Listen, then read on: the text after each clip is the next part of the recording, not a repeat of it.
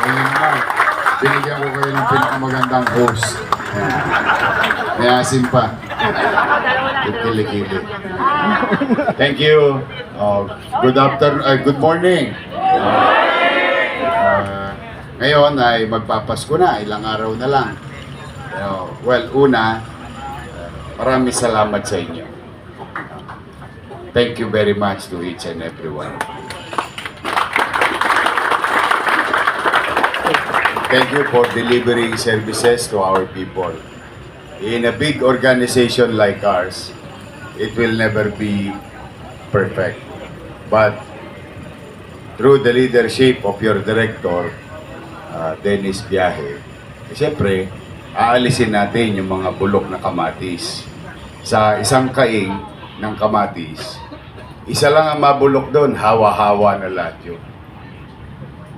So we're doing our best to give back dignity to your work. Na masama ang impresyon, tanggapin na natin na hindi, magpapasko naman. Masama ang impresyon sa atin bilang traffic enforcer. Sometimes nagkakamali tayo. Sometimes naman, totoo din. Sometimes may abuso naman. Pero both sides. May mga hard loser, wala kang magagawa. Pag gumagawa ka ng tama, marireklamo ka. Pero kasi, hindi mo masisi ang taong bayan. Sa tagal ng panahon ng pag-aabuso ng enforcer, sa pangkalahatan, hindi lang naman yan sa Maynila, sa pangkalahatan, ang impression nila sa enforcer, mananaga. Yun kagad ang... Kaya ako, pinipilit kong magbuti at magsino sa resources ng gobyerno na maibigay yung marapat sa inyo at sapat hanggat maaari. Para hindi na kayo matutukso at ang kinin ninyo, ipagyabong ninyo ang dignidad ninyo bilang manggagawa ng pamahalaan na nagbibigay ng serbisyo sa taong bayan. Remember, traffic enforcement, it's not because we wanted to enforce provisions of the law, particularly in violation.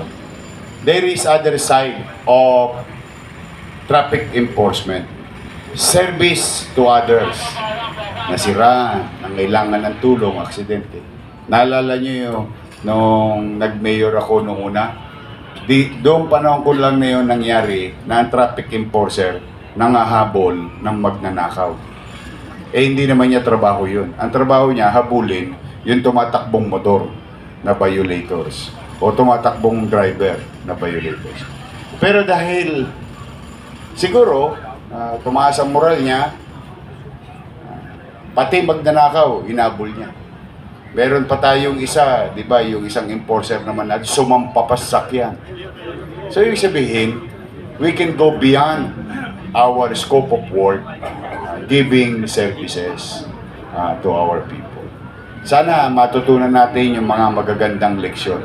Huwag nating kokopyahin yung nakasanayan na ng luma na kapag binigyan kayo ng otoridad ay gagamitin natin yon upang ipagyaman ng sarili. Hindi. Meron naman kayo kahit pa paano, ay raraos ko naman. Pinipilit ko namang gampanan yung obligasyon ko rin sa inyo. So, ang kininin nyo, bigyan nyo ng dangal ang inyong trabaho. Siguro yan ang tingin kong magandang mindset natin come 2026.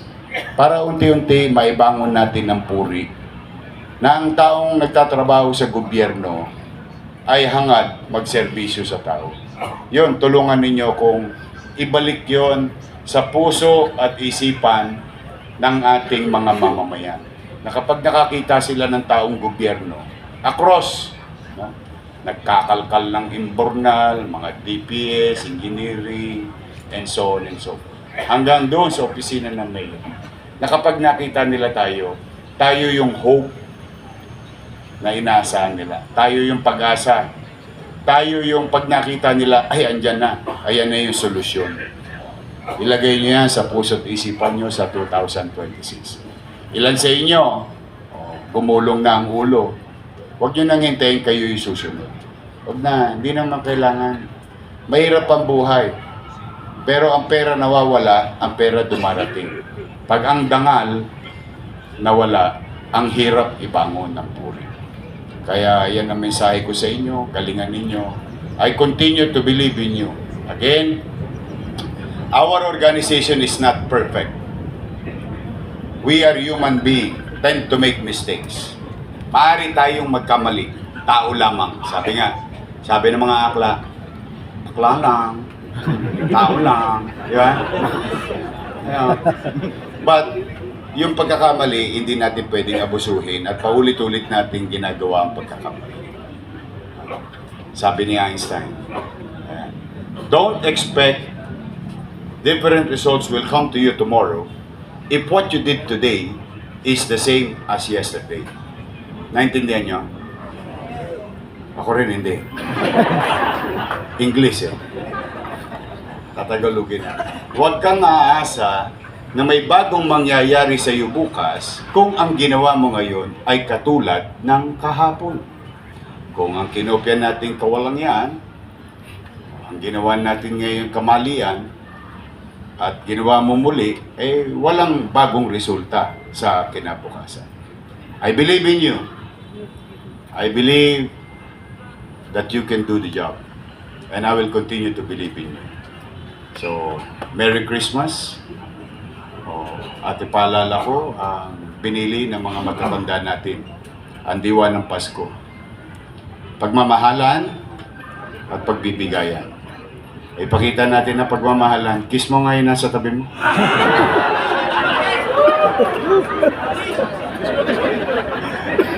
Sabi mo, I love you. Yung nasa kaliwa mo, sabi mo, I love you. Yung nasa kanan mo. Kita ninyo, nung nagsabi kayo ng I love you, pati ngalangalan nyo, nakita ko. Because I love you is a universal word that any language can understand.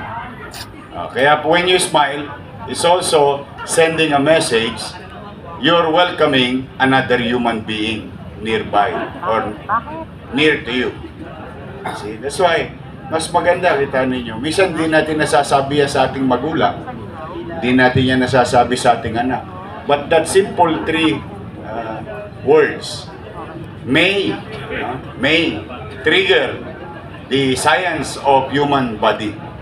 Kaya sa inyo, galingan ninyo, o pangalawa naman, o magbigayan kayo.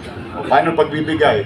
Halimbawa, may isang nagkamali sa tagal ng experience ninyo. Sa tagal ng experience nyo, nagkamali, traffic violation.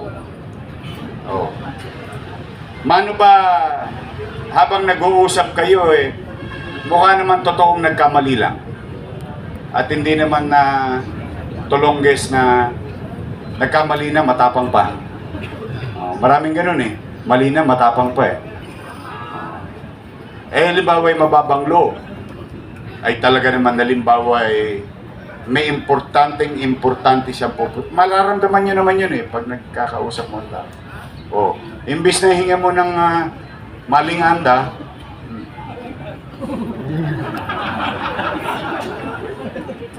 isang bulik, sabay kwento, alam mo, ma'am, ito, dito, 200 lang, okay na. Sa City Hall, 1.5, pipila ka pa, 3 oras, 4 oras. Alam ko, style nyo. Wag na. Give dignity. Bago nyo ipurin. Mas masarap yung pagdating mo doon, nakukuha mo yung 25%, pinipirma mo. Tapos maya-maya, pupunta ka ng grocery. Tapos maya-maya, pupunta ka ng kusina. Tapos maya-maya, isusubo mo sa anak mo. Kaya lagi niyong huwag niyong kakalimutan. Merong pamilyang umaasa sa iyo. So, pagmamahalan, pagbibigayan. So, nagkamali, sige, huwag ka nang uulit ponyatan kita Sige, let go. Natulungan mo na siya, itinama mo yung pagkakamali kasi itinama mo sa isipan niya na no left turn. ang yellow, slow down. Hindi run as fast as you can. Tama ba? Yes. Unti-unti.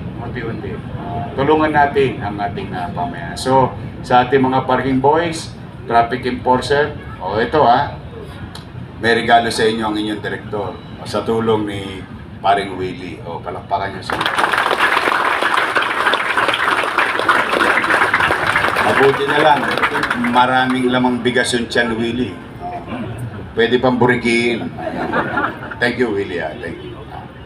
Tapos, kayo, di ba, J.O. kayo?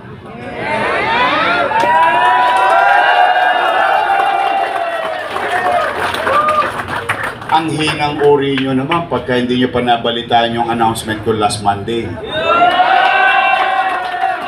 Di ba binibigay ko 5 buling? Yan. O 7 milyon. Meron kayo. Tabayanan ninyo. Kawawa lang ang parking aid. Malay nyo. Good things come to those who wait. But may awa ang Diyos. Pagsisikapan ko. Yung inihingi ko sa inyo, medyo mabigat yun in such a way because ang kalaban mo doon, sarili mo. Ang hinihingi ko sa inyo, baguhin ninyo ang inyong sarili. Napakahirap yun. Lalo na pag nakagawian mo na. Yan ang minsan na mahirap baguhin. Pero, yung kapalit naman ng hinihingi ko sa inyo, pumanatag kayo at pati ang mga pamilya nyo. Hanggat naririto ako sa City Hall at inyong mayor, pipilitin kong mag-inam. Magsisikap ako, magbubuti ako para maitaguyod muli ang mamamayan ng lungsod.